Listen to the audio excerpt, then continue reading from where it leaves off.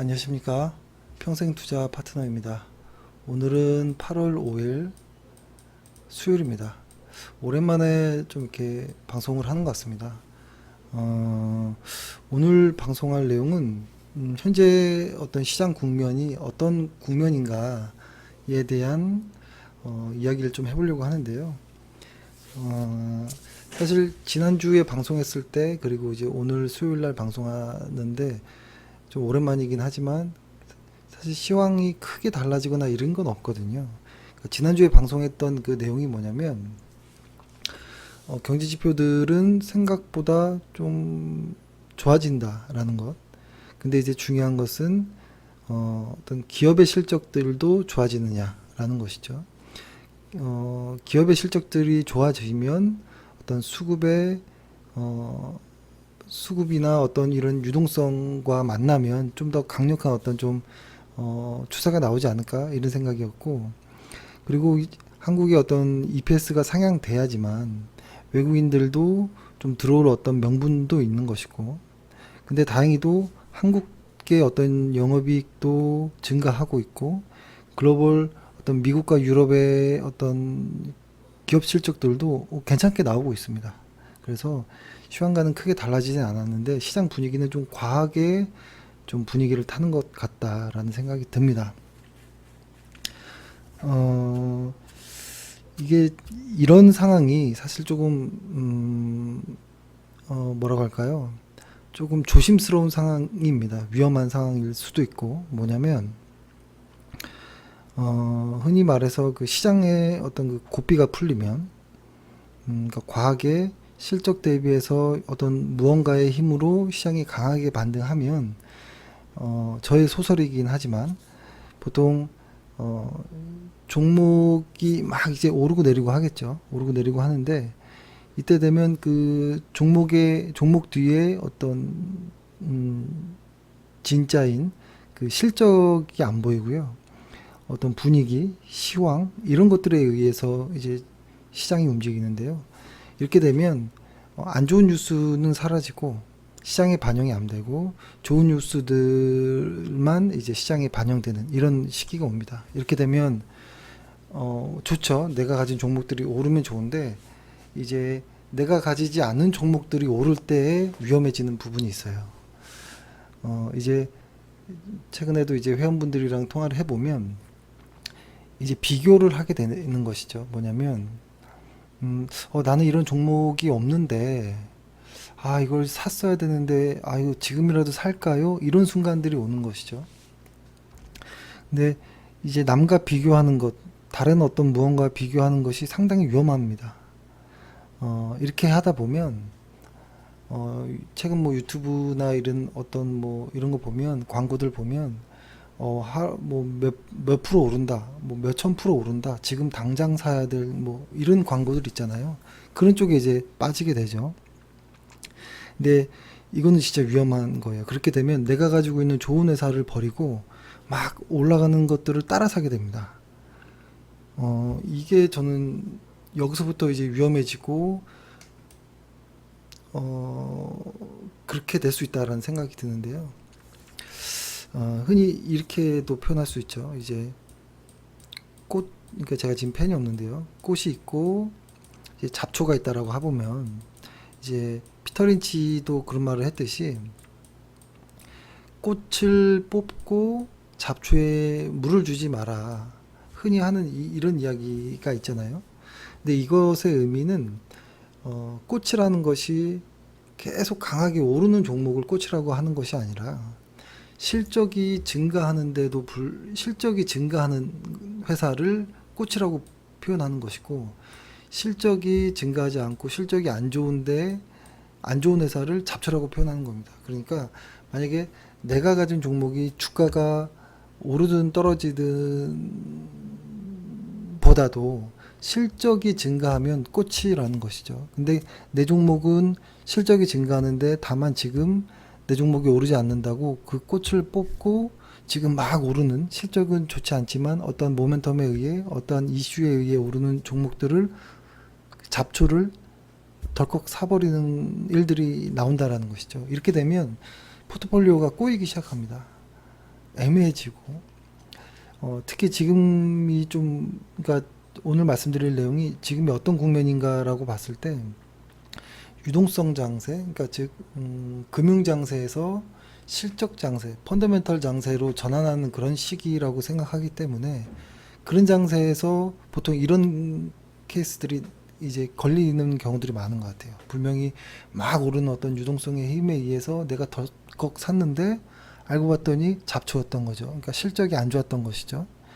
그런 회사들은 나중에 금융장세가 끝나고 실적장세로 넘어갈 때 이제 거기가 고점이 되는 경우들이 많거든요.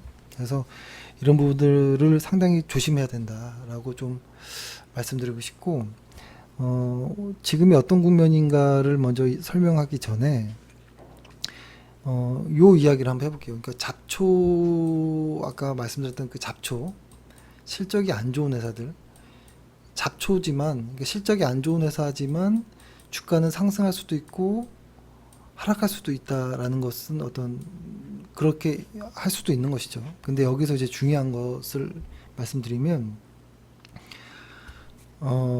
최근의 시장은 유동성 장세이다 보니까 어떻게 흐르냐면 어떤 모멘텀이 이렇게 툭 생기는 거죠. 모멘텀이 툭 생기면 주가가 오르겠죠. 주가가 이렇게 오르는데 이 주가가 오르는 것만 집중하는 게 아니고 이 모멘텀에 의해서 실적도 증가하느냐를 봐야 되는 것 같아요.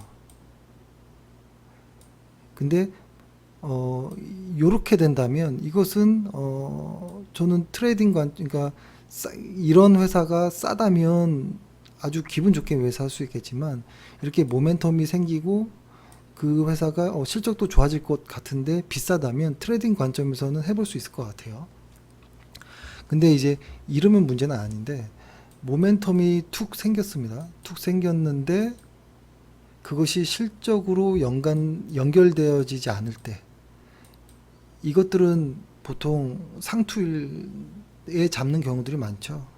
그러니까 이런 케이스를 이제 진정한 우리가 조심해야 되는 테마주인 거죠.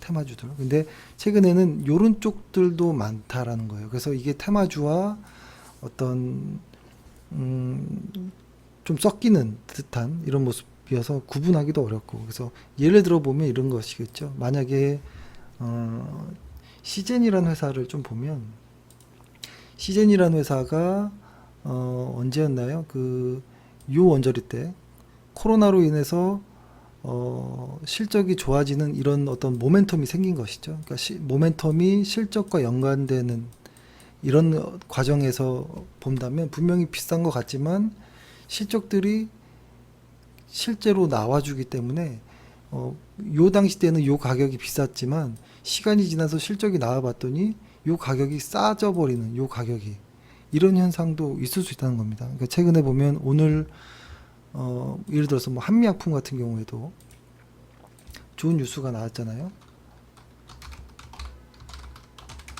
오늘 엄청나게 쭉 올랐는데요.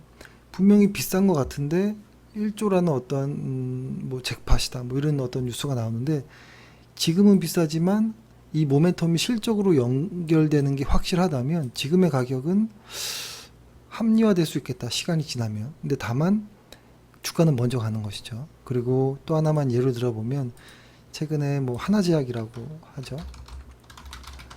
이 회사가 가지고 있는 그 마취제가 코로나의 치료제로도 쓰일 수 있다라는 어떠한 이런 내용들이 나옴으로써 갑자기 어제 확 상한가를 치는. 근데 지금의 가격을 적정했는데 갑자기 상한가를 치면 비싸겠죠. 근데 그 모멘텀이라는 것이 나중에 실적과 연관된다면 이건 뭐 이해할 수 있다는 겁니다. 근데 이것이 아닌 어떤 테마주들 있죠. 테마주들 뭐 정치인 테마 어떤 요즘에는 일본과 어떤 관련된 이런 쪽 테마도 있고 여러 가지 있는데요. 이런 거는 실적과 전혀 무관한 내용들이 있습니다. 그래서 이런 것들은 좀 구분할 필요가 있고 만약에 실적과 연결되는 어떤 이런 테마성의 종목도 비싼 종목이라면 트레이딩 관점에서 좀 조심해야 될 필요는 있다라고 봅니다. 그래서 지금 왜 이런 이야기를 이제 하느냐라고 보면 국면이 좀 그런 국면인 것 같아요. 예를 들어서 이게 조금 오래된 어떤 이론이긴 하지만 우라가미 구니오라는 사람이 있잖아요. 이 사람이 썼던 어떤 사계절이라는 이런 내용인데요. 이거는 책 나온 지가 뭐 한 30년이 넘었죠. 한 40년 가까이 되는 책인 것 같아요. 그래서 이 책이 얇은 책인데요. 한 200페이지도 안 되는 책인데 옛날 뭐 70년대 뭐 그 이전의 어떤 사례들을 많이 가지고 이야기를 하지만 이것이 여태까지도 사람들이 이제 이야기하고 계속 이제 예를 들어서 이제 그러니까 뭐라고 할까요? 자꾸 이제 사람들이 이제 이야기하는 것을 보면 주식시장은 크게 달라지진 않은 것 같아요. 그리고 이 사람이 말했던 어떤 논리들도 지금 크게 달라지지 않은 것 같다. 근데 다만 조금 우려되는 부분도 있죠. 뭐냐면 시장을 이렇게 표현하죠. 뭐 금융장세, 실적장세, 뭐 역금융장세, 역실적장세 이렇게 네 개의 어떤 단계로 나눴는데 이 그러다 보니까 이게 일반화를 하는 약간의 오류도 있지 않을까라는 이제 생각도 들지만 크게 봤을 때는 저는 이게 상당히 좀 맞는 내용 같다. 아직까지도 유효하다. 이렇게 생각을 하는데요. 이거를 이제 지금 그렇게 본다면 이 국면에서 봤을 때 우리는 어딜까라고 한번 고민해 볼 건데 이거 이전에 요거를 잠깐 이제 짧게 설명해 보면 이것의 핵심은 뭐냐면 이거예요. 이 경기가 상승하는 국면과 경기가 하락하는 국면 여기에서 금리와 어떤 주가를 이제 비교하면서 이제 보는 거죠. 그래서 저희도 사실 많은 어떤 보조 지표들, 그러니까 경기 지표들, 경제 지표들을 많이 보지만 가장 핵심은 주가이겠죠. 주가가 모든 것을 반영하고 있기 때문에 주가를 가장 핵심으로 보는 것이죠. 그 지수 그 자체를 가장 핵심으로 보고 그 다음에 또 하나를 본다고 하면 저는 선행지수라는 것을 상당히 의미 있게 보고요. 여기에서 하나 떼어서 이 선행지수 안에 들어가 있는 것 중에 하나 떼어서 중요하게 보는 것은 금리인 것 같아요. 금리. 왜냐하면 이 금리라는 것이 어떻게 보면 할인율인 거잖아요. 그렇기 때문에 내가 매수하려고 하는 종목들에 대해서 어떤 목표가를 산정할 때 반드시 들어가는 이런 것이기 때문에 그리고 기업의 어떤 실적과도 연결되는 것이기 때문에 저는 요 정도를 이제 가장 중요하게 보고 이 이상의 것은 뭐 보긴 하겠지만 그것으로 무언가를 예측하거나 뭐 하기는 상당히 좀 어렵다라는 생각이 듭니다. 그래서 요 정도로만 저는 좀 집중해서 좀 보려고 하는 부분이 있고요. 요것의 내용이 이 주가와 이 금리를 주가와 금리 그리고 어떤 기업들의 어떤 실적 이런 것들의 어떤 관계를 우라카미 구니오라는 어떤 사람이 이렇게 쓴 책에서 이렇게 잘 정리해 놓은 것이 있어서 좀 설명을 드리면 결론부터 말씀드리면 저는 지금 요 구간인가라는 생각이 들었어요. 요 구간이 아닌가. 근데 이 구간이 지금 최근에 이렇게 주가가 이렇게 오르는 거 보면 이 구간이 끝나고 벌써 실적 장세로 전환하는 것인가? 라는 이런 생각이 드는데 근데 이 실적 장세가 상당히 깁니다. 생각보다 상당히 길기 때문에 급할 필요는 없다라는 생각을 하거든요. 그래서 요거에 대한 어떤 내용 앞서 결론부터 말씀드리면 어떤 거냐면 일단 중장기의 어떤 그 상승 추세 이게 지금 여기가 끝났는지 여기가 시작인 건지 아직 잘 모르겠어요. 하지만 금융장세에서 시적장세로의 어떤 전환의 과정 안에 있다라는 것은 느껴지는 부분이 있는 것 같아요. 이게 시작인지 끝인지 모르겠지만 그렇기 때문에 중장기적으로 보면 분명히 어떤 상승 추세가 나올 것이다라는 것은 나올 것이다라고 생각은 하고 있습니다. 근데 다만 어떤 이렇게 시장이 확 벌어지면 뭔가 실적 시즌이 다 끝나기도 전에 확인되기도 전에 이렇게 확 벌어지면 변동성이 확 이게 커지죠. 이런 변동성에 대해서는 경계해야 된다라는 입장이고 그렇게 되다 보면 이 어떻게 해야 될까 생각해 보는 거죠. 이 변동성을 이 분명히 생길 것인데 이럴 때는 추격 매수는 하지 않는 것이죠. 추격 매수. 그렇다고 주식 비중을 줄이자는 게 아니에요. 주식 비중을 중장기적으로 늘리자라는 것인데 추격 매수는 하지 말자라는 것이고 시장이 조금씩이라도 조정을 받을 때 좋은 회사, 좋은 그 실적 전망이 좋은 회사들을 사자 뭐 이런 거거든요. 그래서 뭐 더 아예 이야기해 보면 그렇다면 좋은 어떤 업종은 뭐냐? 좋은 업종이란 실적이 증가하는 업종이죠. 이쪽은 너무 명쾌하죠. 반도체, 인터넷, 뭐 2차 전지는 확실히 증가하는 것 같아요. 그리고 제약 바이오 쪽도 증가하는 부분이 있어요. 근데 저는 바이오 쪽은 확실히 어려운 것 같고 뭐 시밀러 쪽이라든지 조금 우리가 눈으로 확인할 수 있는 이런 쪽 제약 쪽은 좀 볼 수 있겠다라고 생각이 들고 그 다음에 시장에서는 자동차도 좀 이야기가 많이 나오고 있는데요. 아직 자동차는 모르겠어요.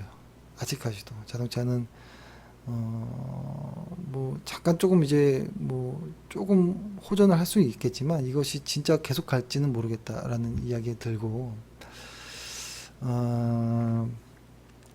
그래서 제가 방금 말씀드렸던 이렇게 실적이 증가하는 이건 제 생각이 아니고 그냥 데이터에 나오는 부분인데요. 수출이 증가하기 시작했고 기업 실적들이 좋아지는 이런 국면에서 좋은 업종들을 조정이 받을 때 매수해 보는 건 좋겠다라는 생각이 들고요. 그리고 또 하나 요거 이야기하기 이전에 이거는 뭐 내용은 어렵지 않으니까요. 근데 최근에 달러 인덱스 이야기를 하시는 분들이 많은데요. 달러 인덱스가 상당히 많이 이거를 이렇게 볼게요. 달러 인덱스가 상당히 많이 이제 하락하기 시작했죠. 밑으로 많이 빠졌죠. 월간 차트로 한번 봐보면 엄청나게 이 고점에서부터 엄청나게 이렇게 빠졌는데요. 달러 인덱스가 이렇게 하락하면 환율이 강세가 유지가 되고 외인들이 매수하기에는 좋은 여건이 되는 것이겠죠. 근데 이 달러 인덱스를 결정짓는다라기보다는 아주 중요한 의미를 가지고 있는 유로화를 같이 봐야 될 텐데 유로화가 강한 것은 심플한 것 같아요. 유로화가 강한 것은 미국보다 성장 그 코로나 회복이 더 빠르기 때문인 거거든요. 근데 미국이 그렇다고 회복 안 할 건 아니에요.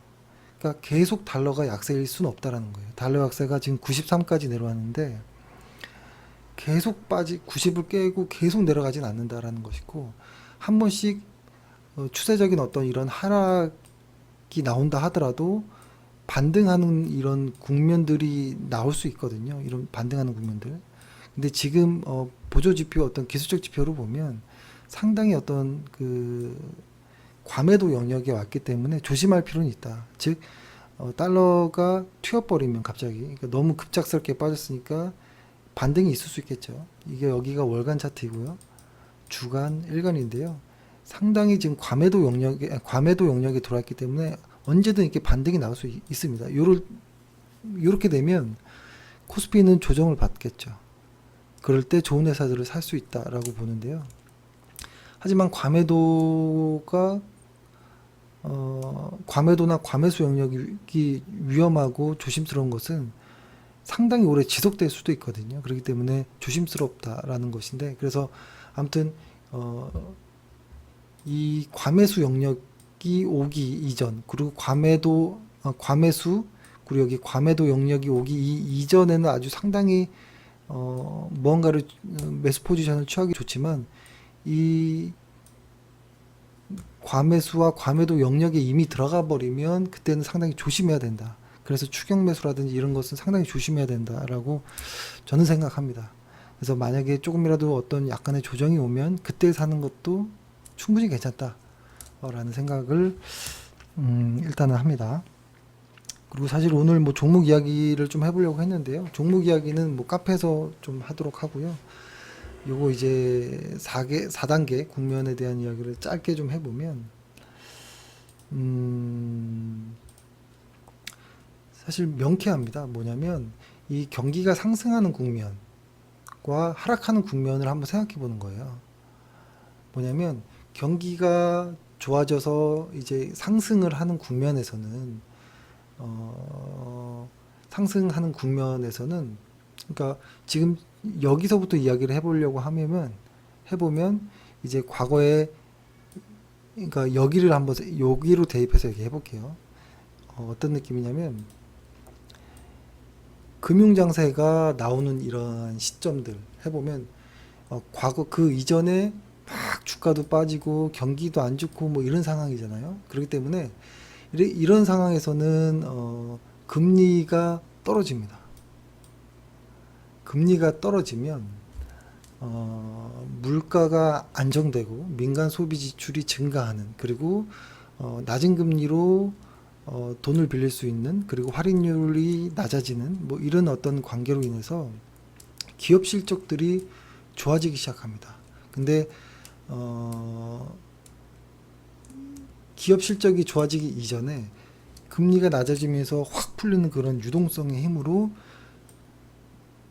주가가 상당히 급작스럽게 상승을 하고요. 이럴 때는 보통 성장주들도 상승을 하지만 많이 빠졌던 낙폭과대 종목들이 급반등합니다. 왜냐하면 이런 구간들을 거치면서 너도 나도 없이 많이 빠지거든요. 그래서 이럴 때는 누가 대장인지 알기 어려울 정도로 많이 빠집니다. 그래서 이런 어떤 금융장세에서는, 금융장세 초기 때는 저희가 그때 매수했던 뭐 코덱스 레버리지라든지 이렇게 시장에 베팅하는 것도, 혹은 ETF 이런 것들도 하나의 방법이 될 수 있습니다.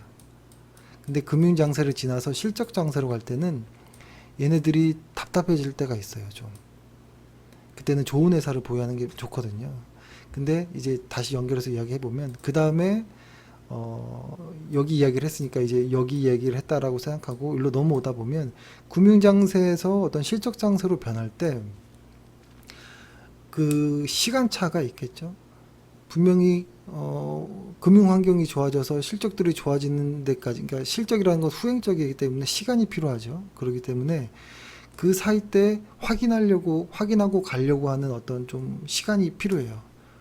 지금 같은 시간이에요. 6, 7월 혹은 7월에서 8월 정도, 이게 실적이 발표되는 그때 보통 약간의 조정 횡보들이 좀 나옵니다. 그렇죠? 그래서 저는 지금이 그런 구간이 아닌가라고 생각을 하고요. 이 구간이 넘어서 올라가면 시장이 좋아집니다.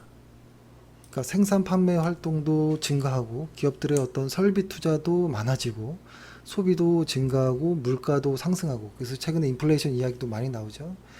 이렇게 시장이 좋아지면 첫 번째로 풀렸던 통화가 너무 많기 때문에 거품이 생길 수 있으니까 통화 정책을 좀 긴축 정책으로 조금 이제 가려고 하고, 심지어는 낮췄던 금리를 이제 올리기 시작하는 것이죠. 여기는 금리를 낮췄는데 금리를 올리기 시작하면 그때부터 시장에서 이제 약간의 충격이 옵니다. 왜냐하면 금리가 올라갔기 때문에 실질 이자율이 상승하거든요. 지금 실질 이자율이 감소되어 있는 국면이죠. 그래서 실질 이자율이 상승하게 되면 뭐라고 할까요? 그 내구 소비재 수요들이 감소하고 생산 활동이 위축됩니다. 금리가 올랐기 때문에 기업도 조금 이제 좀 비싼 돈 들여서 비싼 이자를 내면서 돈을 빌리진 않죠. 그래서 요럴 때는 갑자기 많이 올랐던 애들이 확 빠집니다. 그러니까 마치 2018년도 초처럼 그런 장세인 것이죠. 그래서 보통 이런 금융장세일 때는 아까 말씀드렸던 것처럼 뭐 시장에 베팅하는 코덱스 레버리지라든지 어떤 진짜 성장주 혹은 낙폭과대주 이런 애들이 가고요. 이런 쪽 실적 장세일 때는 진짜 꾸준한 실적 좋은 회사들이 가요. 성장주들, 좋은 회사들이 가는 거죠. 지금으로 따지면 2차 전지라든지 인터넷, 뭐 반도체, 제약바이오 이런 쪽 애들이 지금 강한 이유가 그런 것이고, 오늘 최근 뭐 들어가지고 2차 전지 애들이 강하게 나갔던 이유는 실적들이 증가하고 투자하는 설비 투자가 이렇게 늘어나는 이런 국면, 이런 뉴스들이 나오기 때문입니다. 그러면 이제 맞아 여기 경기 하락기를 좀 얘기해 보면 요 당시는 여전히 이자는 높아요. 금리는 높은 상황이기 때문에 어떤 통화 위축이나 어떤 통화 긴축 이런 것들로 인해서 갑자기 이제 훅 빠져버리는 실질 이자율이 상승하면서 경기가 생산활동이 위축되면서 어떤 주가가 하락하는 뭐 이런 모습들이 많이 나오기 시작하고요. 요럴 때는 보통 뭐라고 할까요? 해지할 수 있는 어떤 종목군들을 매수하죠. 근데 사실 개인 투자자가 주식 투자하는 입장에서 이런 장세, 그러니까 2018년도 이런 때는 그냥 종목을 보유 안 하는 것이 오히려 좋을 수도 있습니다. 그렇죠? 이익 실현하는 것도 좋을 수 있다라는 것이고요. 그 다음에 경기 하락하는 이 역실적 장세에는 어떤 국면이냐면 이때는 투매들이 많이 나옵니다. 특징들이 투매들이 막 나오고 사람들이 지치는 이런 단계인데 이렇게 되다 보면 그 실업률이 막 나온다라는 이야기가 나오고, 왜냐하면 위축되어 있는 상황이기 때문에 재고가 누적되거든요. 그러니까 과거에 많이 쌓아놨던 재고들이 안 팔리고 누적이 돼 버리면 이거는 진짜 위험한 겁니다. 재고가 수치가 쫙 올라갔다가 거품이 빵 터지는 게 정말 무서운 거거든요. 그때 금리 이제 시장이 안 좋아지는, 그러니까 투매가 나오고 뭐 이런 상황에서 다시 어떤 경기 부양책이 나오고 금리를 다시 낮추고 뭐 이런 어떤 과정들이 또 나오면서 다시 금융장사와 연결되는 이런 어떤 순환을 보이는 것 같아요. 근데 사실 이것들이 서두에도 말씀드렸던 것처럼 어떤 일반화의 오류가 있을 수 있습니다. 근데 다만 짐작은 해보고 있자라는 생각이고, 저희의 입장은 여기 구간을 지난 것인가 아닌가 뭐 이렇게 조금 헷갈리는 것 같아요. 근데 주가는 이미 넘어섰거든요. 그래서 요것들을 한번 이렇게 보면 코덱스 200으로 한번 이렇게 주식 차트를 이렇게 보면 어떤 느낌이냐면 이렇게 보면 요 구간이 그랬었던 것 같아요. 그러니까 화랑기의 어떤 끝자락이었던 것 같고, 그리고 이때 뭐라고 할까요? 역금융장세라고 하죠. 이때 생산 활동이 위축되고 뭐 이런 내용들이 있었고, 이때는 투매가 나오는, 그러니까 역실적 장세. 그리고 2016년 여기서부터 한 요 정도까지가 금융장세였었습니다. 그리고 요때부터 요때까지가 실적 장세였고, 여기서부터 한 요 정도까지를 저는 금융장세, 그리고 여기를 실적 장세, 정말 모든 게 다 안 좋아지는 투매까지 나오는, 그리고 나서 지금 다시 유동성 장세가 아닌가라고 생각을 하는 것이고, 이 유동성 장세의 끝이 다 와가는 것 같다라는 생각이 들어요. 그러면 분명히 어떠한 그 조정 기간이라든지 어떤 부분이 있을 텐데, 혹시 그게 벌써 요 구간에서 끝난 것인가? 이런 생각이 드는 거죠. 이거를 일간 차트로 한번 봐보면, 이렇게 보면, 설마 요 구간이 아까 처음에 그 그림에서 보여드렸던 이 구간인가? 벌써 끝난 것인가? 아직 실적 발표도 제대로 된 게 없는데, 많진 않은데, 뭐 그래도 큰 기업들은 많이 나왔지만 벌써 끝난 것인가? 이런 생각이 좀 들더라고요. 그래서 만약에 그렇든 안 그렇든 간에, 만약에 어떤 조정 기간이 끝나고 앞으로의 실적 장세가 기대된다면 더욱더 추격 매수 할 필요는 없습니다. 왜냐면 깁니다. 앞으로 길기 때문에 분명히 조정이 나와요. 왜냐면 역이 아니죠. 그냥 뭐라고 할까요? 금융장세 때 막 올라갔던 애들이 훅 빠지면서 조정들이 나올 수 있고 거기에서 실적 좋은 애들로 갈아타지는 어떤 수급의 흐름 때문에 시장 조정들이 반드시 나옵니다. 근데 그렇다고 뭐 확 예전처럼 막 깨고 투매나고 이런 건 아니고요. 가벼운 조정들이 적어도 뭐 코스피 지수를 봤을 때 20일 이동 평균선 정도를 또라도 근처까지라도 가는 어떠한 조정들이 나온다라고 보고요. 그럴 때는 종목들을 매수하는 게 고를 때가 어떤가라는 생각이 듭니다. 그래서 지금은 우리가 할 수 있는 것은 뭐냐면 일단 실적들을 잘 확인해야 돼요. 실적들이 분명히 분기마다 이렇게 실적들이 나오는데 요 사이사이에 증권사 리포트, 애널들의 리포트들이 이렇게 계속 나오죠. 그러니까 이렇게 한번 해볼까요? 만약에 1분기 실적이 나오는 날이 있고 2분기 실적이 나오고 3분기 실적이 나오면 지금 이제 2분기 실적들이 막 슬금슬금 나오잖아요. 요때 애널리스트들의 어떤 증권사 리포트들이 나오는데 여기서부터 여기까지 가는 그 공백 기간을 얘네들이 좀 채워주는 부분이 있죠.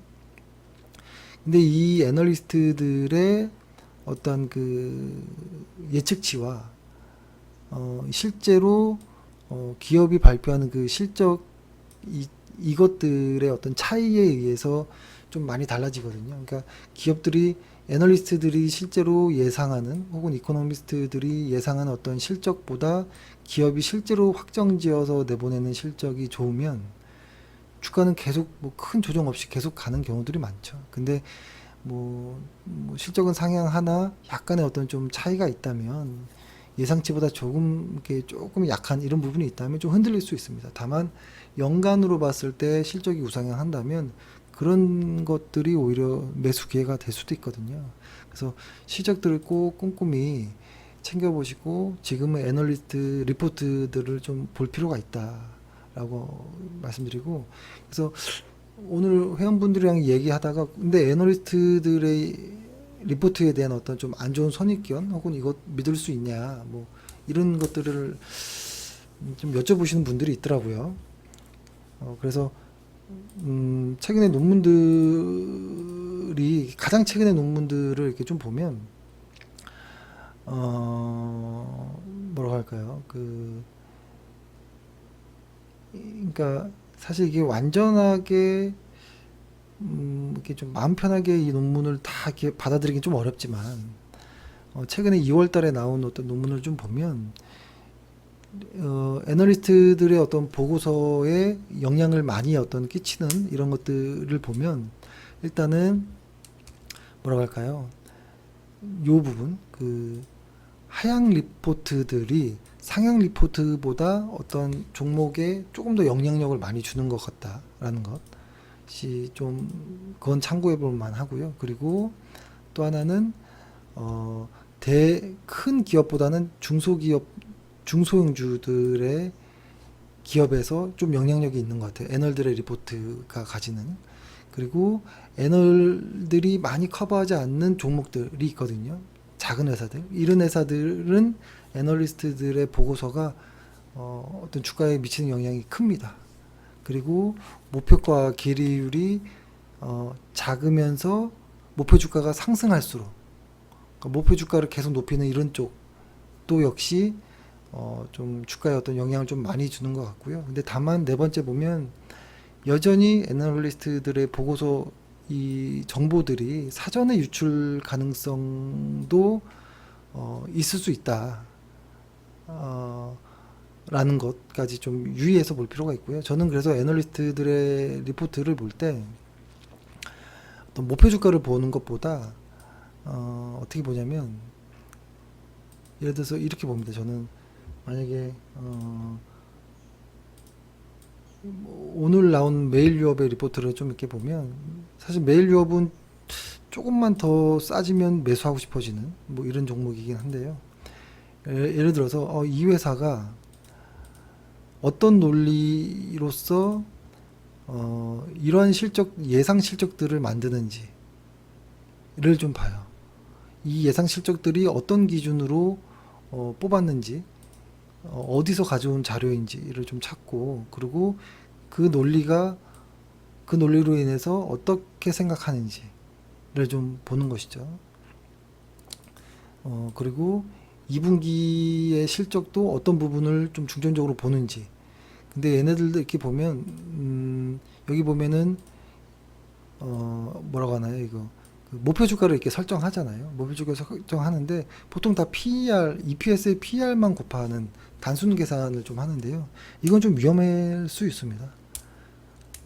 저는 그렇게 봐요. 그래서 목표 주가는 나는 요 정도 생각하는데 너는 그 정도 생각하는구나 라고 하고서 그냥 잊어버리고요. 목표 주가보다는 실적을 어떤 논리로서 뽑아내는지를 좀 보고, 그 자료들을 어디서 가져왔는지 이런 것들을 좀 중요하게 보고, 이 매출 비중을 어떻게 좀 보고 있는지, 어느 쪽이 애들이 비중이 실적이 좋아지는지 뭐 이런 쪽을 좀 보는 것이죠. 그래서 뭐 좀 동의하는 부분은 그 메일유혹 같은 경우에는 뭐 이런 것이죠. 뭐라고 할까요? 일단은 좋은 어떤 내용은, 원유 가격 동결한 것은 내년까지 동결한 것은 매우 긍정적이고요. 그 다음에 실적이 지금 이제 3분기, 이제 미래 3분기가 나올 건데 2분기는 좀 그닥 그렇고요.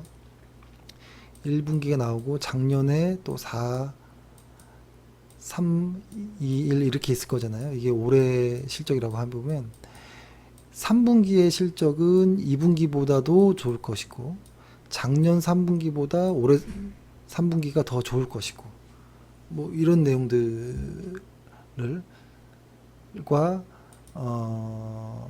그 다음에 얘네들이 밀고 있는 어떤 뭐 건강식품들, 건강기능식품들, 셀렉스, 이런 쪽에, 그러니까 새로운 어떤 것들이 좋아지고 있다는 거예요. 근데 그 3분기에 좋아지는 어떤 좋아지는 그 배경이, 얘네들의 어떤 그 매출의 어떤 비중들이 있잖아요. 이렇게 여러 가지 비중들이 있으면 한쪽 부분은 코로나로 인해서 안 좋고, 그죠? 그러니까 코로나로 인해서 이제 우유들은 안 좋고, 한쪽 부분은 중국 쪽의 어떤 사업으로 인해서 안 좋고, 근데 중국 쪽은 좀 정리가 되는 것 같고, 근데 지금 새롭게 먹거리로 플러스 알파가 만들어지고 있는 이 건강기능식품들은 좋아지는 이런 상황인데, 얘네들이 계속 좋아진다라고 한다면, 안 좋아지고 있는, 그러니까 코로나로 인해서 안 좋아지는 애들은 지금 안 좋지만 코로나가 회복되면 좋아질 거라는 것 하나. 그리고 안 좋아지고 있는 사업이 좀 정지되고 있다라는 것. 이런 것들로 인해서 3분기가 좋아진다라고 해보면 메리트가 있다라는 생각이고, 그리고 지금의 가격은 좀 저평가 구간이거든요. 이 아래에 어떤 목표 주가에서도 이야기가 나온 것처럼 5년 평균 PER이 뭐 7배 정도 수준으로 움직인다. 그러니까 PER의 평균이 5년 동안 한 7배 정도다라고 해보면 지금은 요 아래에 있거든요. 그러니까 분명히 이 평균까지는 올라올 수 있겠다. 혹은 뭐 더 넘어갈 수도 있겠다. 이렇게 보는 것이죠. 그래서 뭐 지금 사면 뭐 적어도 한 20% 이상, 좀 길게 보면 그 이상 50% 가까이도 여력이 있다라고 좀 보여지는 것이죠. 근데 다만 이 회사는 뭐 배당이 그렇게 좋진 않아요. 이렇게 배당이 강하진 않아요. 배당을 좀 많이 줬으면 좋겠는데, 그리고 이 회사는 갑자기 종목 이야기를 하게 됐는데, 보면은 대주주가 56%, VIP 자산운용이 8%, 그다음에 외국인이 한 8%, 그리고 국민연금도 한 5% 이상으로 보유하고 있는 걸로 알고 있거든요.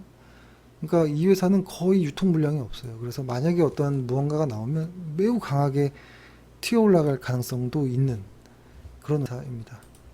그리고 오늘 또 하나 좀 눈여겨봤던 회사는 슈피겐코리아인데요. 이 회사는 너무 좋아요. 슈피겐코리아라는 회사. 이 회사는 뭐라고 할까요? 이 회사의 어떤 주가의 방향은 영업이익률과 좀 비슷했어요. 2015, 16년도에 영업이익이 고점을 땅 찍고 영업이익률이 쭉 하락했거든요. 여기 리포트에도 나오는 것 같던데, 보면은 정말 이랬어요. 분명히 매출은 꾸준히 증가하는데 영업이익률은 계속 떨어지는 거예요. 그러니까 주가가 이런 모습으로 계속 떨어졌거든요. 근데 이 회사가 올해 이제 영업이익률이 확 턴할 수 있는 이런 계기들이 좀 만들어진 것 같아요. 분위기가.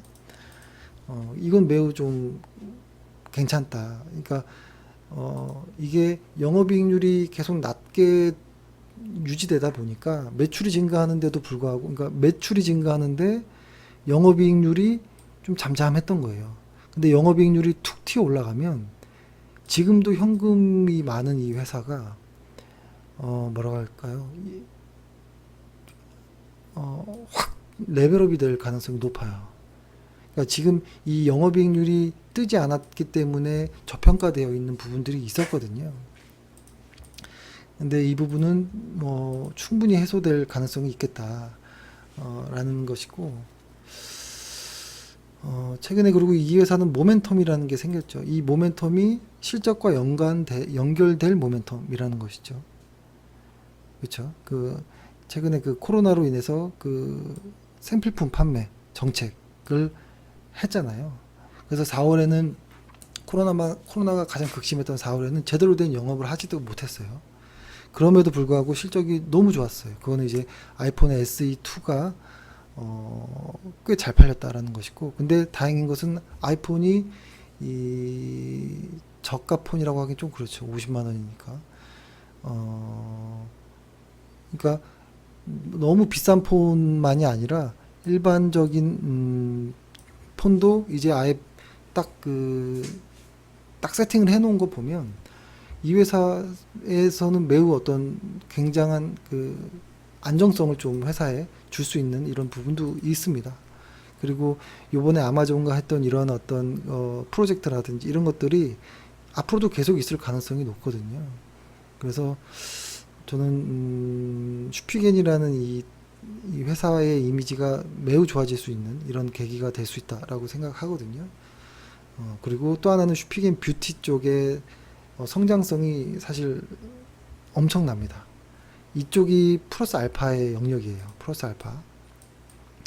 그리고 기존 사업도 너무 잘하고 있고, 근데 플러스 알파의 성장성은 또 너무 굉장할 것 같고, 근데 이 회사는 뭐라고 할까요? 막 설비 투자를 하는 회사가 아니거든요. 마치 나이키처럼. 나이키는 마케팅하는 회사잖아요. 디자인하고 마케팅하고 제조는 다른 곳에서 하는. 그러니까 이런 슈피겐이라는 회사를 제조업 PER로 보기는 어렵다라는 것이고, 이런 슈피겐이라는 회사를 는 아마 이제 성장 모멘텀이 하나 생겼기 때문에 어디 하나 나무랄 데 없는 현금 부자, 영업 현금 흐름이 엄청난 이 회사이기 때문에 이 회사는 꼭 봐야 될 회사다. 지금 당장 좀 비싸 보이지만 비싸지 않습니다, 이 회사. 사실 뭐 여러 가지가 있겠지만 뭐 영업 현금 흐름만 보면 500억, 내년에도 500억, 뭐 700억 이렇게 영업 현금 활동 흐름으로 현금 흐름이 이렇게 들어오지만 캐펙스가 없어요. 이것이 다 FCF로 들어온다는 거겠죠. 이 돈으로 사실 뭐 배당도 많이 주고 뭐 M&A도 하고 하면 좋겠죠.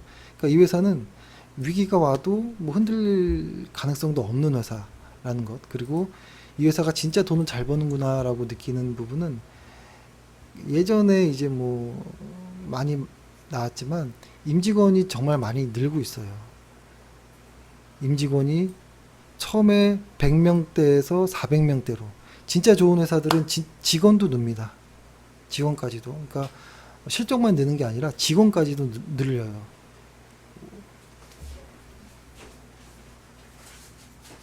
갑자기 밖에 비가 많이 오네요. 그래서 창문을 좀 닫았습니다. 그러니까 어떤 알짜배기 회사로서의 어떤 프로세스를 딱 갖춘 회사이지만 그럼에도 그 프로세스를 뛰어넘는 어떤 매출 증가율, 슈피겐이 매출이 강하거든요. 그러다 보니까 인원을 늘릴 수밖에 없는, 그리고 국외의 어떤 국내보다도 국외의 어떤 점유율을 어떤 시장에서 이제 활동하고 있는 회사가 국내에서도 이제 웬만한 것들을 다 처리할 수 있는 뭐 이런 것들, 뭐 상당히 저는 괜찮은 회사다라는 것이죠. 그래서 갑자기 종목 이야기를 했는데요. 이거 사실 뭐 종목 이야기를 유튜브에서는 잘 하진 않으니까 이거 이야기보다도 시황 이야기를 좀 마무리해 보면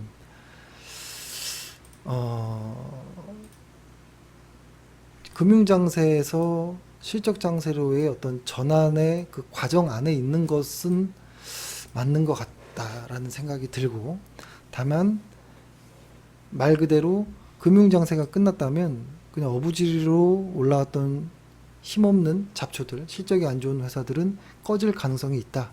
그렇기 때문에 막 튀어 올라가는 주식들을 추격 매수하는 건 위험하다라는 것이고, 그리고 앞으로 실적 장세가 나온다면 한참 걸립니다. 한참 오랫동안 가기 때문에 실적들 확인하고 시장이 조정받을 때 혹은 조금 주가가 조정받을 때 매수하는 게 매우 좋겠다라는 것. 그리고 추격 매수는 좀 조심할 필요가 있다.